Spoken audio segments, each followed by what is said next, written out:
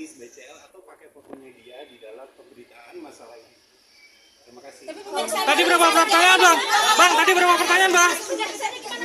Ini biar kita hukum.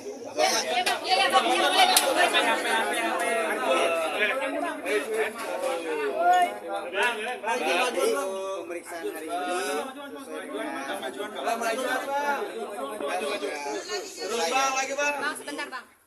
berkaitan dengan saksi, keterangan saksi dari Mas Diko. Hari ini juga adalah hari pertama Mas Diko diperiksa sebagai saksi di penyidikan ini, dan alhamdulillah semua berjalan lancar. Kita menjawab satu persatu pertanyaan dari penyidik dengan runtut, dengan sistematis, sesuai dengan kebutuhan daripada proses penyidikan ini. Dan tentu kami berharap keterangan hari ini bisa menjadi pendalaman atau bukti atau satu hal yang baru ya untuk membantah semua tuduhan-tuduhan daripada pelapor kepada klien kita Pak Tito. Ya. Kira itu berkaitan dengan aliran-aliran dana ya, dan berkaitan dengan hasil audit yang dijadikan bukti. Kita sudah bahas satu persatu, kita jawab satu persatu alirannya kemana, semua kebutuhan untuk modal usaha. Kami satu persatu membuktikan aliran dananya ini terbukti dalam rekening koran. Pak, tapi dibahas masih Bang, jadi sudah lama Pak? Ya. Sekarang atau tadi dibahas? Tidak ada sih pembahasan seperti itu ya. Yang ada memang adalah kenapa baru diungkap sekarang ya. Karena di dalam proses pernikahan sebelumnya Mas Diko kan sudah sering memberikan laporan ya. Kali-kali dalam konferensi pers saya mengatakan bahwa Mas Diko ini sudah sering, dan prinsip dari usaha ini adalah usaha kekeluargaan. Jadi pelaporannya tentu ya tidak seresmi orang di PT. Jadi kalau sekarang pelapor menuntut profesional, kenapa tidak dari dulu pada saat pelaporan itu? Jadi itu semua yang menjadi bahan-bahan masukan dalam proses penyidikan ini. Dalam mediasi, kalau mediasi kami sih membuka peluang untuk seperti itu ya, karena biar bagaimanapun apalagi ini adalah hubungan ya, personality yang pernah terjadi antara seorang suami istri ya. Jadi ruang-ruang itu masih terbuka. Mungkin ya saya tidak tahu siapa yang bisa menjadi mediator, tetapi bagi kami apa yang menjadi kepentingan hari ini, apa yang menjadi kewajiban hari ini kami selesaikan dengan baik ya. Kita kooperatif, kita dipanggil sesuai dengan jadwal, kami datang bersama dengan klien. Ya sebatas itu aja, laporan keuangan, laporan audit, aliran keuangan.